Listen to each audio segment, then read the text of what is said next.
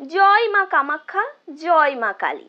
2026-এ অম্বুবাচী কবে পড়েছে এবং অম্বুবাচীতে আম দুধ কেন খাওয়া হয় সেই বিষয়ে বিস্তারিত জানব। অম্বুবাচী শব্দটি ভাঙলে অম্বু ও বাচী শব্দ পায়। অম্বু মানে জল এবং বাচী মানে বিস্তার।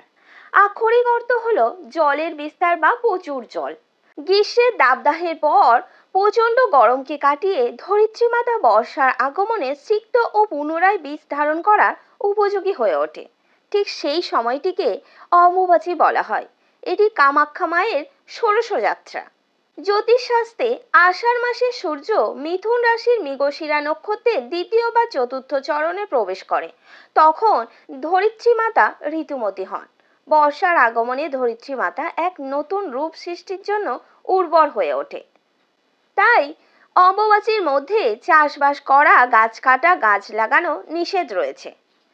প্রতি বছরের ন্যায় আষাঢ় মাসের 7 তারিখে ইংরাজি 22শে জুলাই রাত্রি 9:10 অম্বুবাচীর প্রবৃত্তি ঘটছে এবং 11ই আষাঢ় ইংরাজি 26শে জুলাই অম্বুবাচীর নিবৃত্তি ঘটছে সকাল 9:33। অম্বুবাচীতে আম ও আমদুধ খাওয়ার প্রচলন আমরা সবাই জানি, কিন্তু অম্বুবাচীর মধ্যে আমদুধ কেন খাওয়া হয় এর ব্যাখ্যা আমাদের অনেকের অজানা। শাস্ত্রমতে অম্বুবাচীর মধ্যে পাকা আম ও কাঁচা দুধ একসাথে মিশিয়ে খেলে 1 বছর কোনো সাপের ভয় বা সর্প ভয় থাকে না। গ্রীষ্মের দাবদাহে আমাদের শরীর প্রচণ্ড গরম থাকে। পাকা আমের সাথে দুধ মিশিয়ে খাওয়ায় শরীর ঠান্ডা হয়। লোকবিশ্বাস রয়েছে অম্বুবাচীর মধ্যে আম ও দুধ খেলে ধরিত্রী দেবী ওরফে কামাখ্যা দেবী সন্তুষ্ট হন। বৈজ্ঞানিক মতে আম ও দুধ একসাথে মিশিয়ে খাওয়া অত্যন্ত পুষ্টিকর এবং দারুণ সুস্বাদু।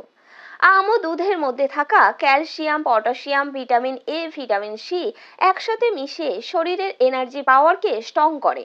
শরীরে ক্যালসিয়াম ও ভিটামিনের অভাব পূরণ করে, হাড় মজবুত করে, রক্তে লোহিত রক্তকণিকার মাত্রা বাড়ায়। স্বাস্থ্যমতে পাকা আমের শাঁস ও গাভীর কাঁচা দুধ একটি পাত্রে একসাথে মিশিয়ে খাওয়ার কথা বলা হয়েছে, কিন্তু আমরা পাকা আমের শাঁস কিছুটা নিয়ে ঠান্ডা দুধের সাথে মিশিয়ে ওভেন বা উনানে বয়েল বা সিদ্ধ করে খেয়ে থাকি।